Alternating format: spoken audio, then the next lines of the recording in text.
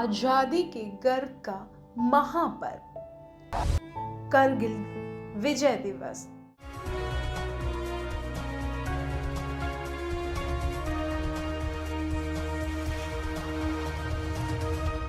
मनोज पांडे बहुत ही गरीब परिवार से जुड़े हुए थे। कैप्टन मनोज का जन्म सीतापुर के रूरा गांव में हुआ था और वहीं पर उनका बचपन बीता था। और उस वक्त उनके पिता परिवार का भरण पोषण के लिए लखनऊ के हसनगंज चौराहे पर पान की गुमटी चलाया करते थे। गरीबी देखी थी और अपने भाइयों को बताते थे कि भैया पढ़ाई में मेहनत करना, पापा का पैसा वेस्ट ना जाए, इतनी पढ़ाई करना, जो पापा पैसा इतनी मुश्किल से लगा रहे हैं उसको वेस्ट मत जाने देना। खुद उनको जो है अंदर से ये था कि कहीं से पापा को परेशानी ना हो हमारे पढ़ने में, यदि उनको दिक्कत हो रही है तो अपने कम से कम में काम कर लेते थे। यदि हम देते थे उनको कि स्कूल चले जाना, रिक्शे से जाना तो अपना पैदल चले जाते थे, रिक्शे से पैसा बचा लेते। मनोज उस वक्त छोटे थे, इसलिए परिवार की कमाई में कोई योगदान नहीं दे सकते थे। कैप्टन इतने सूझबूझ के साथ परिवार की मदद करने के लिए अपनी जरूरतों को ही छोटा कर लेते थे। जिस तरह से परिवार की आर्थिक तंगी के बीच मनोज का बचपन बीता था, उसमें या तो इंसान हार मान लेता या फिर दिन रात अपने परिवार के लोगों को सुविधा न दे पाने के लिए कोसता रहता। पर इन्हीं परिस्थितियों के बीच मनोज ने परिवार के हालात बदलने का जज्बा रखा। मनोज बचपन से ही वीर थे, बहादुर थे, अटूट आत्मबल था उनमें और अपने आत्मबल की वजह से वो हमेशा आगे बढ़ते चले गए। जहाँ पर भी उन्होंने शिक्षा प्राप्त की वहाँ पर अग्रणी रहे, हमेशा फर्स्ट क्लास पास होते रहे। ये विध का विधान है कि ईश्वर आदमी को कहाँ ले जाता है और कैसे क्या करवाता है, ये ईश्वर की देन है। लेकिन मनोज जो रानी लक्ष्मीबाई स्कूल में है, कक्षा 6 से कक्षा 8 तक की पढ़ाई पढ़ी थी। जानकारी के मुताबिक परिवार वालों का कहना है कि मनोज को सेना में जाने का बड़ा मन था, इसलिए वो मेहनत के साथ वो पढ़ाई करते थे और कहते थे कि हमें सेना में जाना है। पढ़ाई में कैप्टन इतने अच्छे थे कि उन्हें स्कॉलरशिप मिलती रही और अपने मकसद की तरफ ये बढ़ते रहे। ये मेहनत इसलिए करते थे कि वो एक दिन आर्मी ऑफिसर बन पाए। वहाँ पहले भारत सरकार की तरफ से आवासीय परीक्षाएं होती थी, जिसको भारत सरकार कक्षा 9 से लेकर के 12 तक स्वयं उसका खर्चा बेयर करती थी। उस परीक्षा को मनोज ने पहली बार ही उत्तीर्ण किया। इलाहाबाद बोर्ड से उसकी परीक्षा होती थी। पहली बार उत्तीर्ण होकर के उनका सिलेक्शन उस आवासीय परीक्षा के माध्यम से नैनीताल, देहरादून या चंडीगढ़ में होना था। लेकिन विधि का विधान है, ईश्वर जो करता है उसको करके ही रहता है। आपको बता दें कि मनोज पांडे ने अपनी पढ़ाई 8वीं कक्षा तक रानी लक्ष्मीबाई मेमोरियल इंदिरानगर सेक्टर 14 में की। इसके बाद उन्होंने आर्मी स्कूल में दाखिला ले लिया।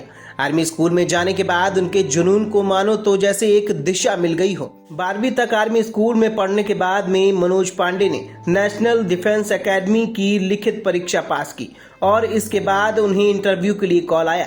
जब उनको एनडीए की तरफ से फोन आया तो उनकी खुशी का ठिकाना नहीं रहा और इंटरव्यू के दौरान उनसे वो सवाल पूछा गया जिसका जवाब उनके दिमाग में बचपन से घूम रहा था। उसी साल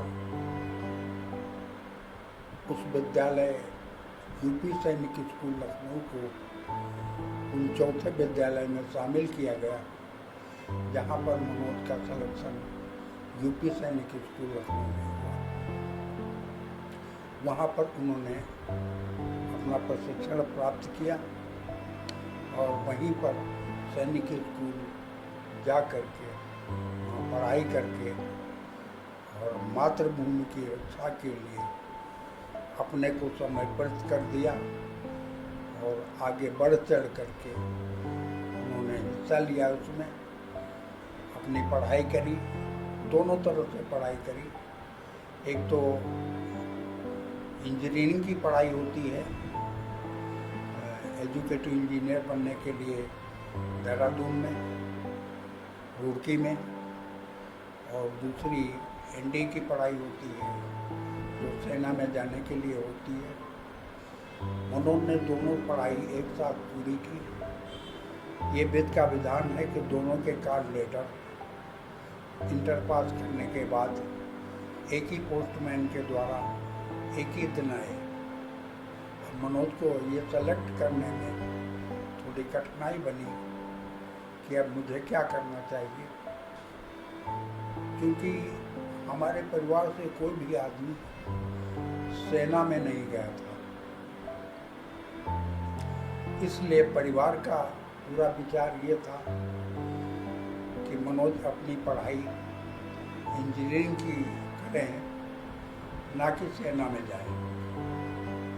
लेकिन उनका आत्मबल, उनका प्रशिक्षण, उनका देश प्रेम, उनकी देश भावना, उनकी सोच थी कि अपने लिए तो सभी जीते हैं, जीवन वो है जो दूसरे के लिए जिया जाए।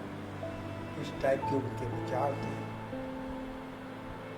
तो उन्होंने एनडीए में अपना पहला इंटरव्यू देने के लिए बनारस गए थे, जहाँ से यूपी सैनिक स्कूल के 67 बच्चे उसमें भाग लिया था। अब ये वित्त का विधान ही समझिए कि उन 67 बच्चों में केवल अकेले मनोज पास हुए। जब एग्जामिनर ने वहाँ पर पूछा कि सेना में भर्ती होने के लिए क्यों आए हो, तो मनोज ने बिल्कुल दृढ़तापूर्वक सीना तान के एग्जामिनर से यही कहा था कि परमवीर चक्र पाने के लिए सेना में भर्ती होने के लिए आया। कहा जाता है कि मनोज के अंदर जो जज्बा था वो एक परमवीर के अंदर पैदाइश से ही होता है। शायद इसीलिए मनोज ने उस बटालियन को चुना जिसका नाम सुनकर दुश्मन के दांत खट्टे हो जाते हैं। वो बटालियन थी गोरखा राइफल्स। 6 जून 1995 को उन्हें 1/11 गोरखा राइफल्स में कमीशन कर लिया गया था। जोश बिल्कुल भरा हुआ था लड़के में, हमेशा खुश रहता था। और जब भी कोई डिफिकल्ट सिचुएशन या डिफिकल्ट ऑपरेशन या डिफिकल्ट चैलेंज सामने आ जाता, किसी वॉलंटियर को हम पूछते कि कोई वॉलंटियर है, तो सबसे पहले वॉलंटियर करने में से वो एक था। युवा लेफ्टिनेंट के तौर पर मनोज की पहली पोस्टिंग श्रीनगर में हुई थी और फिर वो सियाचिन में गए। कहा जाता है कि सियाचिन में तैनाती मुश्किलों से भरी रही और वहां भी मनोज ने सबसे मुश्किल पोस्ट पर तैनाती की गुजारिश की। 4 मई 1999 को गोरखा राइफल्स को ऑपरेशन रक्षक के लिए कारगिल जाना पड़ा। ये तो बस कारगिल में ही हो रहे युद्ध की शुरुआत हुई थी। तब तो किसी का भी ये मालूम नहीं था कि गोलीबारी कर रहे घुसपैठिए मुट्ठी भर आतंकवादी हैं या फिर पाकिस्तानी आर्मी के जवान। उस वक्त युद्ध क्षेत्र से परिवार से बातचीत करना आसान नहीं होता था। जानकारी के मुताबिक जब मिशन पर जवान नहीं रहते थे तभी फोन पर या फोन खत के जरिए वो परिवार से बात कर पाते थे। कैप्टन ने आखिरी बार अपने परिवार को 26 मई 1999 को बात की, जिसके बाद से उन्हें अपने घर पर फोन नहीं किया था। समय बीतता गया और परिवार की चिंता बढ़ती गई। 23 जून को परिवार वालों को मनोज की चिट्ठी मिली थी। कैप्टन मनोज ने कई खतरनाक मिशन बड़ी आसानी से पूरे किए, लेकिन खालूबार का मिशन सामने आ गया था, जो सबसे बहादुर माने जाने वाले गोरखाओं के लिए भी बड़ी चुनौती थी। माउंटेन्स में जो वॉरफेयर होता है ना, वो थोड़ा अलग किस्म का होता है। बिकॉज माउंटेन्स में सिर्फ दुश्मन से नहीं लड़ाई होती है। माउंटेन्स में आपके 3 तरीके के दुश्मन होते हैं। एक तो दुश्मन होता है ऊंचाई, पहाड़ी, चढ़ना पड़ता है ऐसे बिल्कुल ऑलमोस्ट 80 डिग्रीज इंक्लाइन, वो भी पूरे लदे हुए अपने सामान, आर्म्स, एमुनेशन के साथ। बहुत तकलीफ होती है। बटालियन सेक्टर खालूबार के ठीक पीछे पाकिस्तान अधिकृत कश्मीर का हिस्सा था। वहीं भारतीय सेना का मानना था कि अगर पाकिस्तान की रीढ़ को तोड़ना है तो खालूबार को जीतना जरूरी है। काफ़ी सारी रेंज लाइन्स थी जो हमारी तरफ आ रही थी। जुब्बर था और 3 रेंज लाइन्स थी जो कि कालूबार था, और 3 अदर रेंज लाइन्स थी जो बहुत बड़ी बड़ी थी। दिन था 2 जुलाई का। इसी दिन कैप्टन मनोज को खालूबार में बैठे घुसपैठियों की लोकेशन पता लगाने का आदेश मिला था। इस वक्त जवानों की अगुवाई खुद ललित राय कर रहे थे। यही वजह थी कि लेफ्टिनेंट कर्नल मनोज ललित राय से प्रभावित हुए थे और हर पल मनोज अपने अफसर से संघर्ष में बारीकियां सीख रहे थे। 22 ग्रेनेडियर की कंपनी चार्ली गोरखाओं से पहले खालूबार पर भेजी जा चुकी थी। बीते 3 दिनों के हाथ में चार्ली की तरफ से एक मदद का सिग्नल आया। मौके पर नजाकत को देखते हुए कर्नल ने मिशन की शुरुआत कर दी।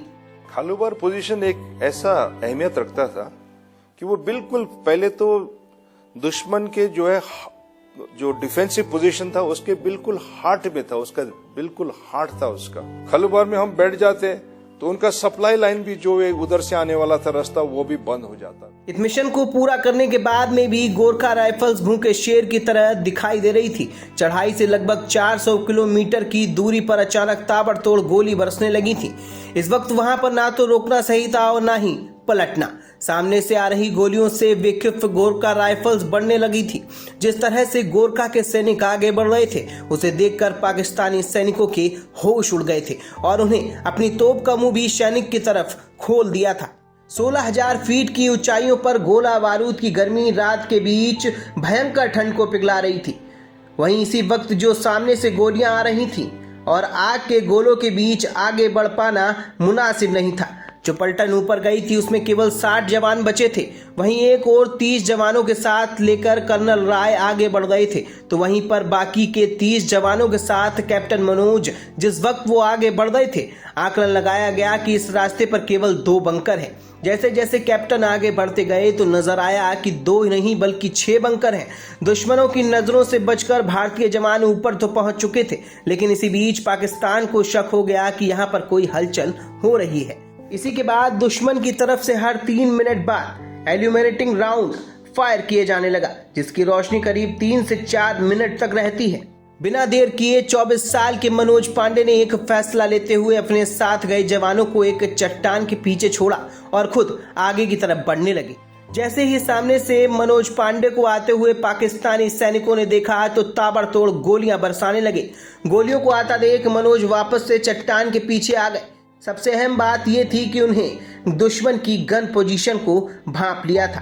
आपको बता दें कि मनोज पांडे जय माता जी का युद्ध घोष करते हुए आगे बढ़ निकले। उनके निकलते ही सामने से एक बार फिर से गोलियां बरसना शुरू हो गईं, लेकिन कैप्टन अपनी आंखों का निशाना देख रहा था और उसकी बंदूक की गोली सटीक लक्ष्य को भेदने में कामयाब हुई।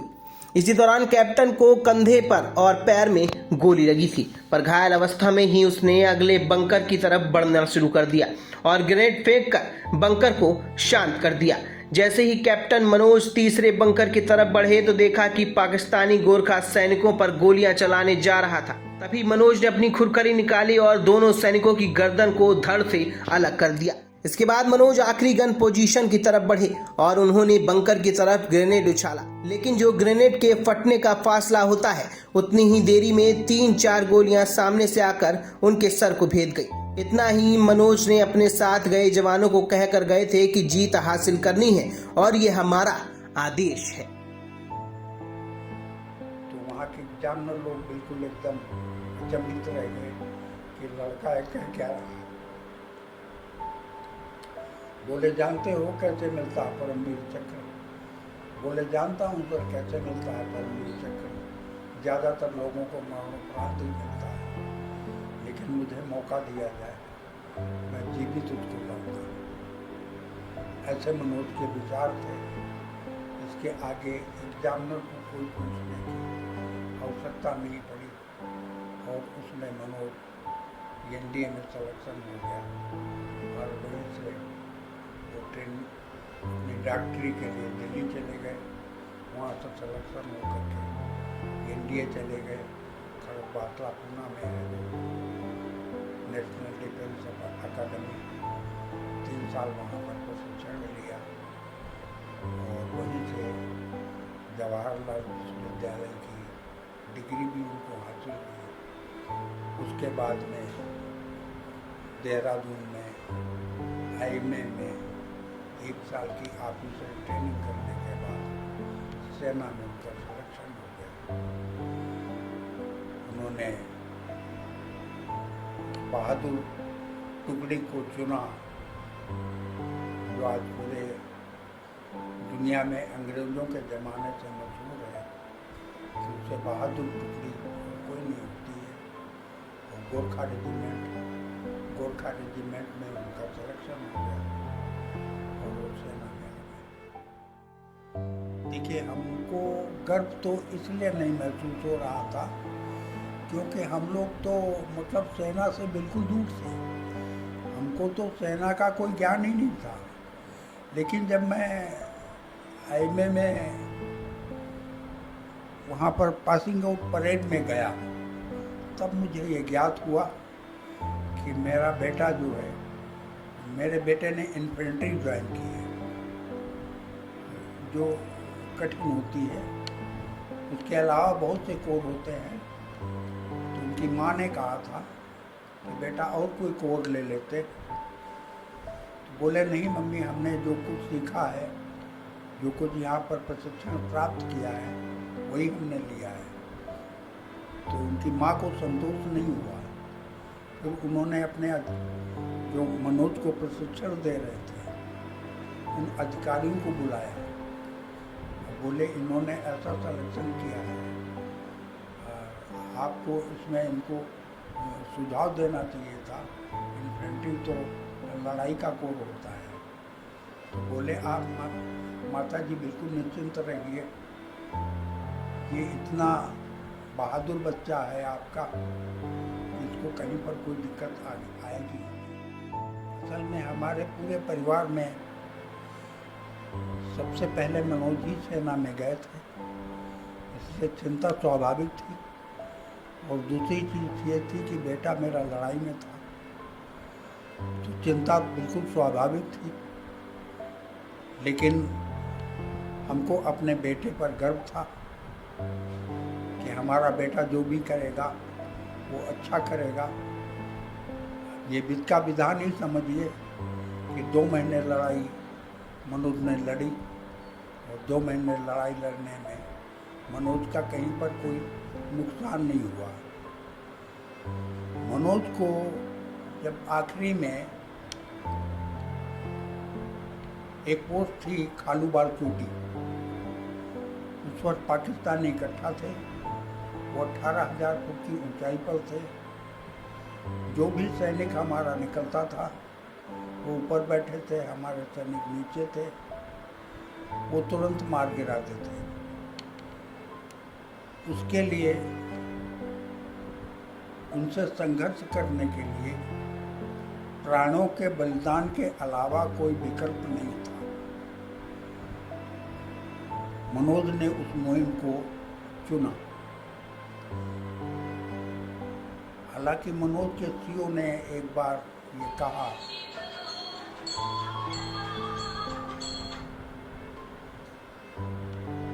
कि मनोज तुम इस मुहिम पर मत जाओ। बोले सर आप मुझको कमज़ोर कर रहे हैं, हमें कोई कमी नहीं है। बोले मृत्यु निश्चित है। बोले सर मुझको कमज़ोर मत कीजिए, मैं ही इस मुहिम को फतेह करूँगा।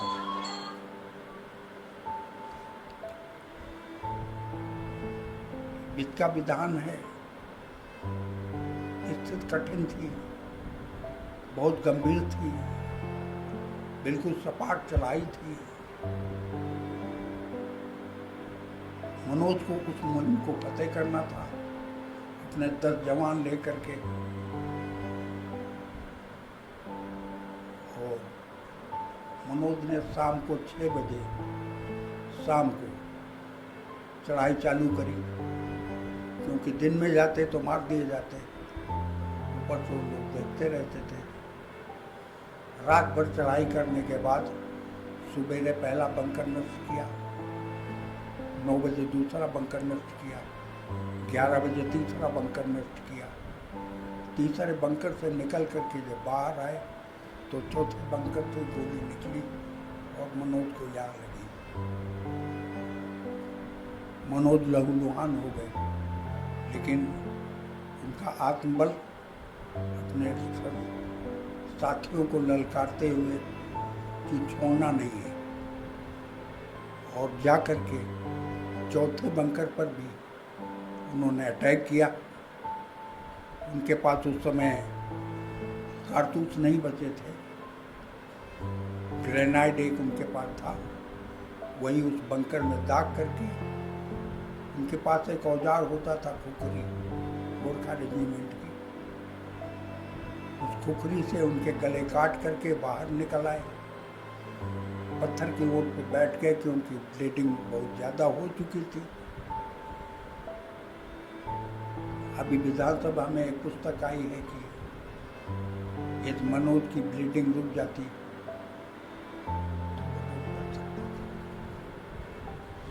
लेकिन उससे बोल रही है, मनोज वहीं शहीद हो गए। वो सबसे करीब अपनी माँ के ही थे,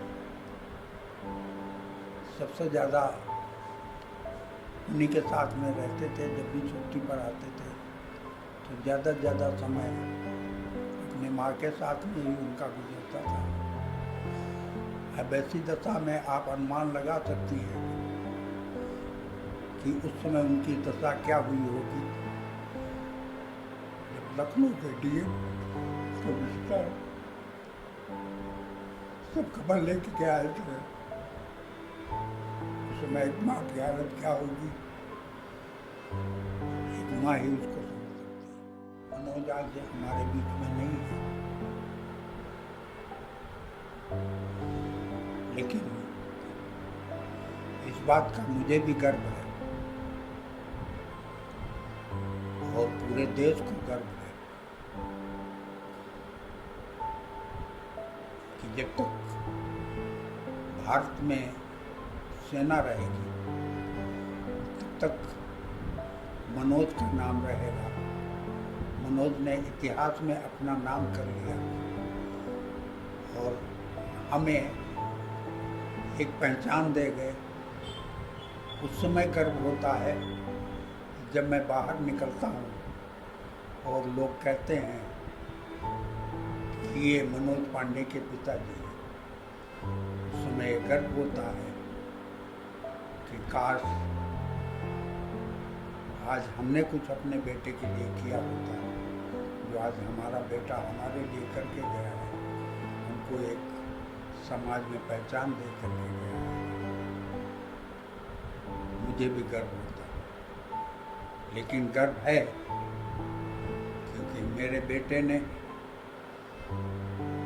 सीना तान करके अपने कर्तव्यों का पालन किया, मातृभूमि की रक्षा करते हुए अपने प्राणों का उत्सर्ग किया और जीवित न सही मरणोपरांत ही परमवीर चक्र को हासिल किया।